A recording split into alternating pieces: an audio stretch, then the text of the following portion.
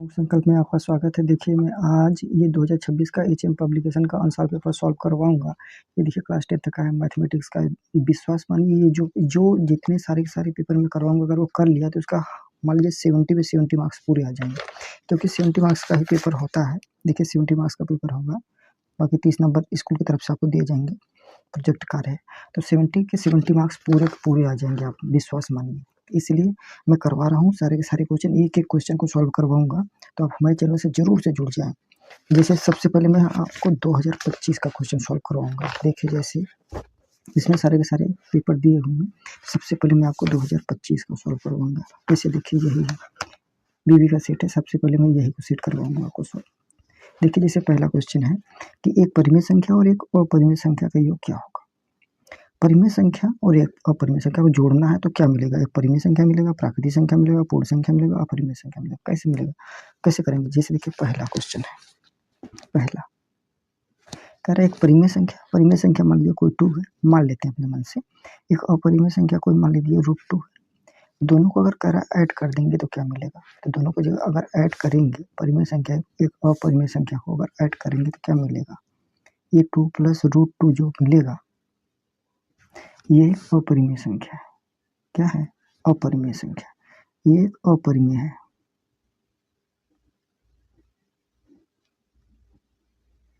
अपरिमेय संख्या। तो यानी देखिए ऑप्शन ये जो पहला है क्या हो जाएगा? परिमेय संख्या। आप कोई भी नंबर लेके चेक कर सकते हैं। तो हमने 2 लेकर चेक किया, तो ये हमेशा अपरिमेय संख्या होगा, यही आंसर हो जाएगा। दूसरा क्वेश्चन देखिए कह रहा है 156 का अभाज्य गुणनखंड क्या होगा? दूसरा क्वेश्चन देखिए 156 का दूसरा क्वेश्चन करना है हमको। 156 का अभाज्य गुणनखंड निकालना, तो 156 का ऐसे फैक्टर कर दीजिए, जैसे बचपन में करते थे। 2 से 2 सत्ते 14, 1 बचा 2 अट्ठे 16, 2 तिया 6, 1 बचा 18 हो गया, 2 9 18, 3 बार जाएगा, 3 एक कम 3, 3 तिया 9, 13 एक कम 13। तो 156 का फैक्टर करेंगे कितना आएगा? 2 बार 2 1 3 1 13, यानी 2 बार 2 को हम क्या लिख सकते हैं? 2 के पावर 2, 3 हो गया इंटू 13 हो गया, बस हो गया। यही अभाज्य गुणनखंड हो गया। देखिए ऑप्शन में कौन दिया है? 2 के पावर 2 3 और 13। देखिए 2 के पावर 2 कहाँ है? ये नहीं है, ये भी नहीं है। 2 के पावर 2 3 13, यही है, देख लीजिए 2 के पावर 2 3 13, 2 के पावर 2 3 13, यानी यही हो जाएगा आपका सही आंसर। समझ पा रहे हैं ना? बिल्कुल आसान है मेरे भाई, हम आपको एक एक क्वेश्चन कराएंगे। देखिए क्वेश्चन नंबर 3 देखिए, जैसे ये 3x plus 5y, 3x minus 5y 7/3, x:2y, यानी x अनुपात y का मान क्या होगा? देखिए इसको कैसे करेंगे। 3x plus 5y 3x minus 5y। तीसरा question 3x plus 5y 3x minus 5y 7/3, यही तो है 7/3। x अनुपात y निकालना है। देखिए इसका ऐसे क्वेश्चन में हमेशा इसका मल्टीप्लाई इसमें कर दिए, दोनों में, इसका इधर कर दिए, क्रॉस मल्टीप्लाई जिसको बोलते हैं। 3 का मल्टीप्लाई 3 में करेंगे 9x, 3 5 15y, 7 3 21, x minus 7 5 35y। x वाला x के साइड रखिए, y वाला y साइड है, तो x है ना, इसको इधर लेके आइए, तो 21x इधर आएगा तो माइनस 9x, ये 15y है ना, ये इधर आएगा तो 35y हो जाएगा प्लस का। समझ पा रहे हैं? माइनस इधर आता है तो प्लस हो जाता है, y वाला एक साइड करिए, x वाला एक साइड, x इधर जाएगा तो कितना हो जाएगा? माइनस हो जाएगा। समझ पा रहे हैं आप हमारी बात को? देखिए अब 35 15 जोड़ दीजिए, 35 5 40 10 50y बराबर 21 में से 9 घटा दिए, 11 में 9 गए 2, यानी 12x बचा। x यानी 12x बराबर, इधर देखिए 12x बराबर ऐसे भी लिख सकते हैं 50y, ठीक। तो x बटा y बराबर x बराबर ये 50 डिवाइडेड बटे 12 हो जाएगा, बस काट दीजिए, ठीक है। 2 छक्के 12, 2 दूनी 4, 1 2 25 10, 25/6, यानी x बटे y की वैल्यू, x बटे y की वैल्यू कितनी आ गई? 25/6। तो देखिए कौन सा ऑप्शन आया है? यही ऑप्शन है, देख लीजिए, आप भी देखें 25/6, यही सही आंसर हो जाएगा। समझ पा रहे हैं? देख लीजिए यही, ये देखिए ये तीसरा होगा। चौथा देखिए कह रहा है कि 3x² - 2x + 1/3 = 0 का विभक्त कर ज्ञात कीजिए। विभक्त कर कैसे निकालेंगे, विभक्त कर का क्या फार्मूला होता है, सबसे पहले ये पता होना चाहिए। तो देखिए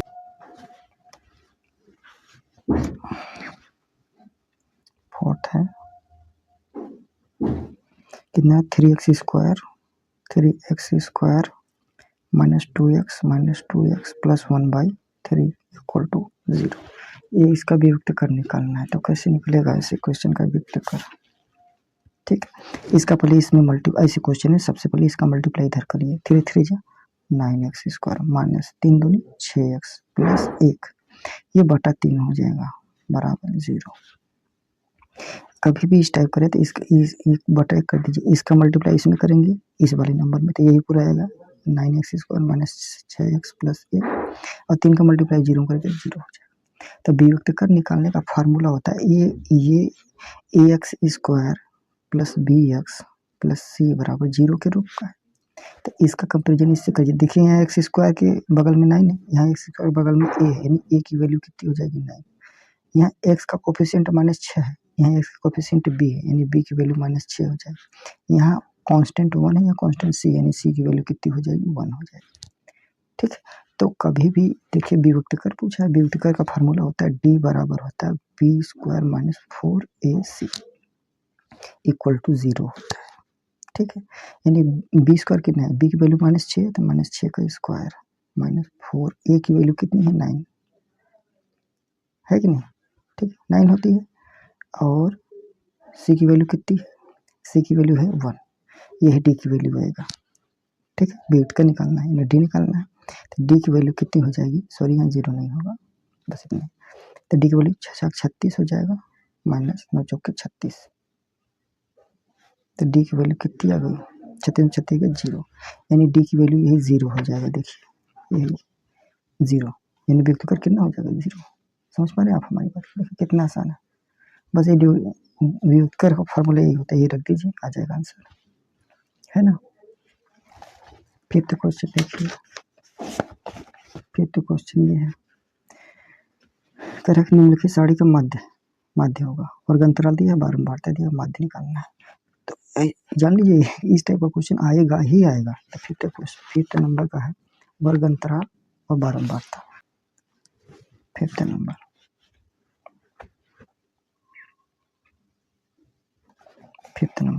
वर्ग अंतराल हम लिख लेते हैं पहले, वर्ग अंतराल इधर बारंबारता, ठीक है। वर्ग अंतराल कितना है, 2 से 4, 2 से 4, 4 से 6, ठीक है, 6 से 8, 8 से 10, 10 से 12।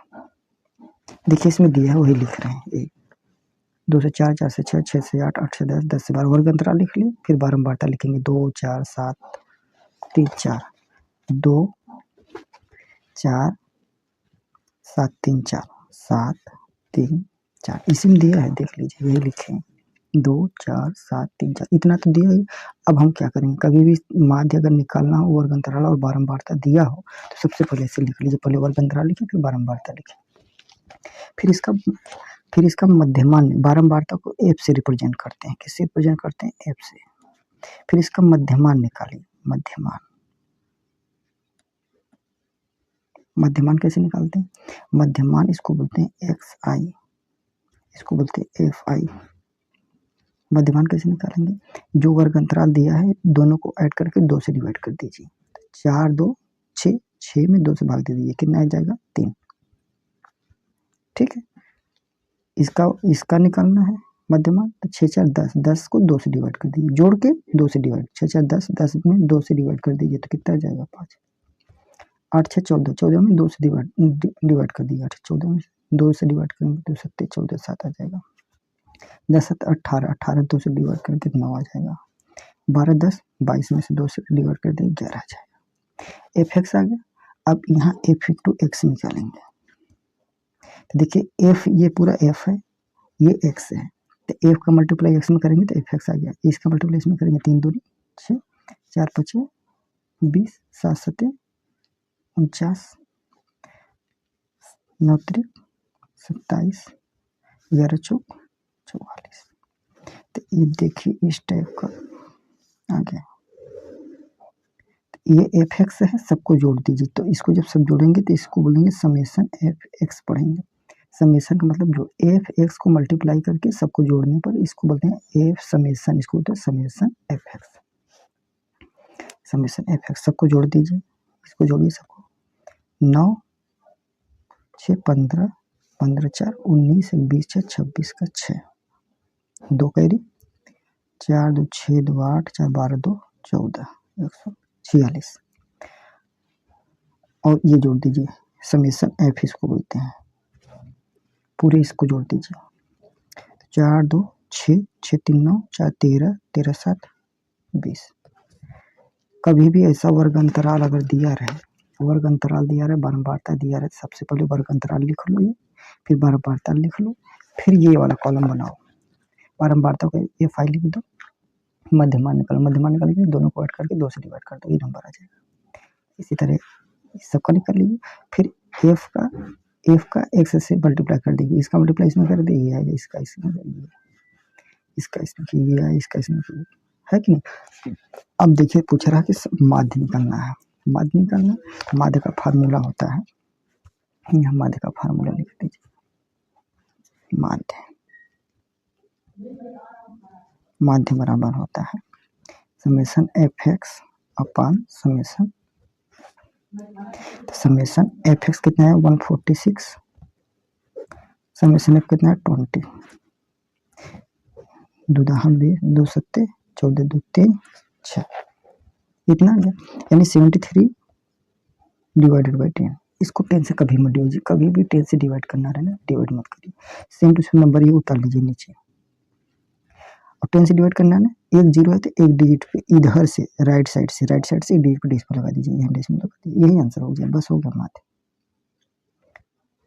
देखिए कितना आसान है, 73। देखिए एक ऑप्शन दिया 7.3, यही आंसर हो जाएगा। देखिए एक नंबर का भले पूछा, लेकिन ये प्रोसेस लंबा है, आपको इतना करना ही करना पड़ेगा, कोई और तरीका नहीं है। आगे आंसर देख लीजिए, इतना है कि नहीं। 50 क्वेश्चन इस टाइप का हो जाएगा। नेक्स्ट क्वेश्चन देखिए, next question, question number 6। Question number 6 को मैं सॉल्व करवा दूँ, इधर ही करवा देता हूँ। क्वेश्चन नंबर 6 को सॉल्व, क्वेश्चन नंबर 6 है, यहीं करवा दे रहे हैं। क्वेश्चन नंबर 6 है, देखिए ये क्वेश्चन नंबर 6, त्रिभुज एबीसी में डी पैरेलल बीसी है, डी समांतर बीसी इस प्रकार है कि ए डी बराबर 1.5, डी बी बराबर 3, ए ई बराबर 2 सेंटीमीटर, ए सी वैल्यू निकालना। ये फिगर भी दिया है, ए सी निकालना है। ये बहुत आसान है, जान लीजिए बहुत इंपॉर्टेंट सवाल है, आएगा ही आएगा, 1 नंबर का पूछा है, बहुत आसान है 1 नंबर। देखिए कितना आसानी से हम करते हैं इसको। देखिए हमने फिगर बना देते हैं पहले,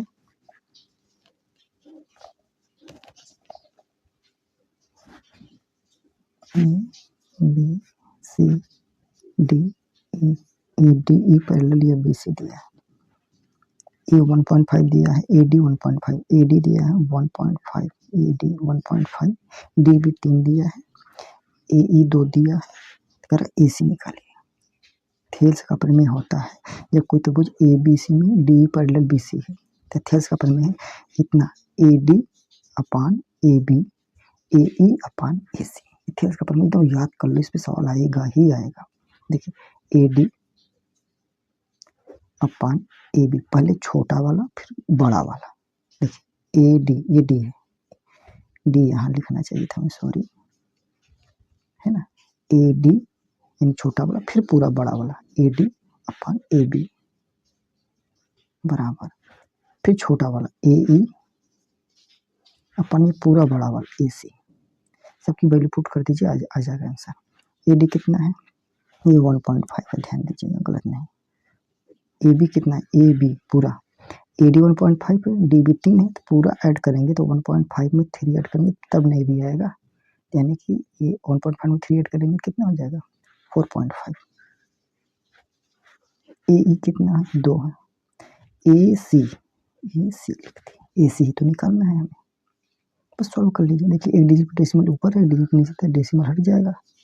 15 कम 15, 15 3 45, यानी 1/3 बराबर 2/AC हो जाएगा।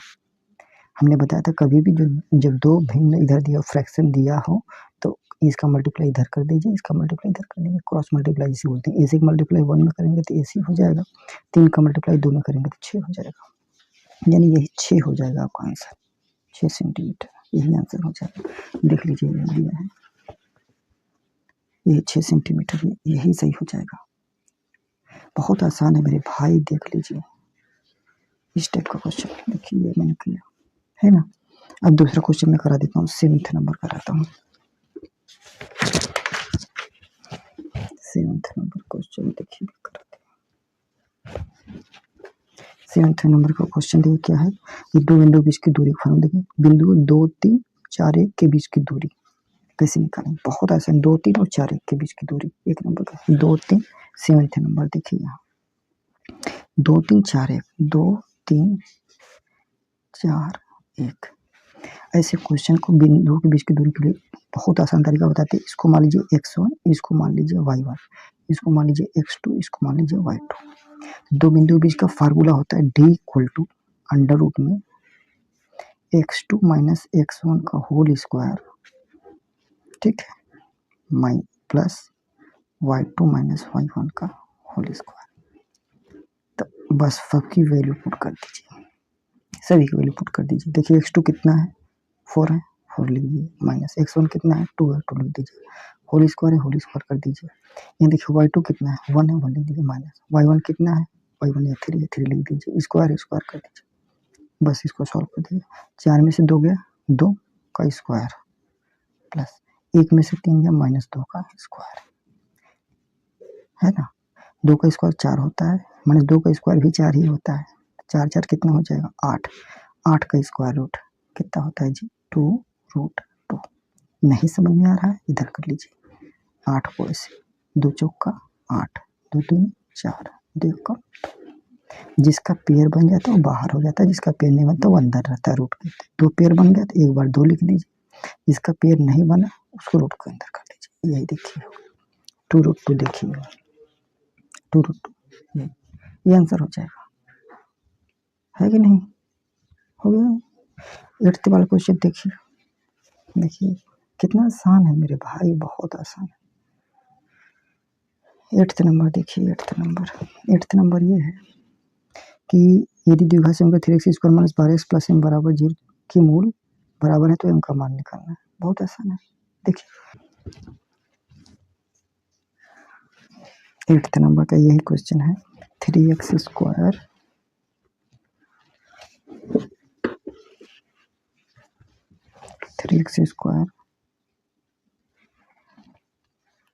-12x + m = 0। तो इसको कैसे करेंगे, करें मूल बराबर है। कभी भी पहले इसका कंपेरिजन कर लीजिए, ax² + bx + c = 0 से। x² का कोफिशिएंट a है, इसमें x² का कोफिशिएंट कितना है, 3, तो a की वैल्यू कितनी हो जाएगी, 3। इसमें x का कोफिशिएंट b है, इसमें x का कोफिशिएंट -12 है, तो b की वैल्यू कितनी हो जाएगी, -12। इसमें कांस्टेंट c है, इसमें कांस्टेंट m है, यानी c की वैल्यू कितनी हो जाएगी, m। तो कह रहा है, देखिए क्वेश्चन में बोला है कि के मूल बराबर है। अगर कभी भी द्विघात समीकरण के मूल बराबर होते हैं तो d की वैल्यू हमेशा 0 होती है। क्या होती है, 0। d को डिस्क्रिमिनेंट वियुक्त कर कहते हैं। d की जो वैल्यू होती है b² - 4ac होती है। सबकी वैल्यू पुट करिए। b की वैल्यू कितनी है, -12 का होल स्क्वायर -4। a की वैल्यू कितनी है, a की वैल्यू कितनी है, 3। c की वैल्यू कितनी है, m = 0। 12 का स्क्वायर 144 होता है। नहीं समझ में आया 12 का स्क्वायर, बगल में कर लीजिए 12 × 12, 12 का 12 मल्टीप्लाई करेंगे तो 144 आ जाएगा, है ना। एक एक बात आपको हम समझाएंगे। -4 नहीं है, 12, 12 का m में मल्टीप्लाई करेंगे तो 12m हो जाएगा, = 0। यानी 144 बराबर 12m इधर आएगा तो 12m हो जाएगा, या 12m बराबर 144 हो जाएगा। 12m बराबर 144, तो m की वैल्यू कितनी हो जाएगी, 144 / 12, 12 कम 12 बराबर है 144। m की वैल्यू कितनी हो जाएगी, 12। यही m की वैल्यू, यही तो पूछ रहा है क्वेश्चन, देख लीजिए। यही देखिए पूछ रहा है ना, m की वैल्यू कितनी है, तो m की वैल्यू 12 हो जाएगी। यानी कभी भी मूल बराबर अगर है, इसको याद रख लीजिए, मूल अगर बराबर होंगे तो d की वैल्यू 0 होती है, d की वैल्यू होती है b² माइनस 4ac, d को वियुक्त कर कहते हैं। देख लीजिए ये 8 नंबर का क्वेश्चन है ना, यही इसका सोल्यूशन। ठीक, और भी क्वेश्चन देखिए, 8 नंबर हो गया। 9th नंबर देखिए, 15 और 25 का HCF 5 है तो एलसीएम होगा। देखिए ये क्वेश्चन है, 15 और 25 का HCF 5 है तो उनका एलसीएम होगा। कभी भी ये बात हमेशा याद रख लीजिए, कभी भी दो नंबर दिया हो, HCF और एलसीएम दिया हो, तो हमेशा इसमें एक रिलेशन होता है। हाँ, इसको याद करना ही पड़ेगा आपको कि दो नंबर दिया हो, HCF और एलसीएम दिया, तो इसमें एक रिलेशन होता है। रिलेशन क्या है, देखिए रिलेशन बताते हैं कि पहला नंबर गुणा दूसरा नंबर बराबर होता है एलसीएम इंटू HCF। इसको याद रख लीजिए, पहला संख्या गुणा दूसरा संख्या बराबर एलसीएम इंटू HCF। जो वैल्यू दिया रख दीजिए, आंसर आ जाएगा। देखिए क्या क्या दिया है इसमें, देखिए दिया है HCF, पहला नंबर 15, दूसरा नंबर 25 है, HCF 5 है। पहला नंबर 15 है तो पहला नंबर 15 हो गया, दूसरा नंबर कितना है, 25 हो गया, दिया है क्वेश्चन में। देखिए 25 दिया है, 15 25, HCF 5 दिया है, HCF की वैल्यू 5 हो गई। एलसीएम निकालने के लिए कह रहा है, तो ये निकाल लीजिए सॉल्व करके। तो 5 1 5, 5 5 25, तो 15 गुणे 5 75 हो गया, यानी एलसीएम की वैल्यू कितनी हो गई, एलसीएम 75 हो गया। यही आंसर हो गया, बस जो आगे नहीं करना है। देख लीजिए यही आया है 75। देखिए यही आया 75। मेरे भाई एकदम आपको हम एकदम मैथ्स में हीरो बना देंगे, है ना। एक क्वेश्चन और 10 क्वेश्चन कराएंगे, बाकी 10 क्वेश्चन हम बाद में मतलब अगले दिन कराएंगे, नहीं तो क्वेश्चन बहुत बड़ा हो जाएगा। देखिए क्वेश्चन 10वां कह रहा है, एपी यदि अरिथमेटिक प्रोग्रेशन यानी समांतर श्रेणी दे दिया है। एपी का मतलब याद रख लीजिए, शॉर्ट फॉर्म लिखा है एपी मतलब अरिथमेटिक प्रोग्रेशन यानी समांतर श्रेणी। 3, 1, -1, -3 के सार्वंतर होगा। बहुत आसान है, देखिए सार्वंतर निकालने के लिए हम आपको बताते हैं कैसे निकालते हैं इसका। 3, 1, 10वां क्वेश्चन, 3, 1, -1, -3 सार्वंतर निकालना है, सार्वंतर यानी डी निकालना है। कैसे निकालेंगे, एपी दे दिया है कि ये किसमें है, एपी में, यानी समांतर श्रेणी में। कैसे सार्वंतर निकालेंगे, सार्वंतर निकालने का सबसे बेस्ट तरीका हम आपको बताते हैं, डी मतलब सार्वंतर।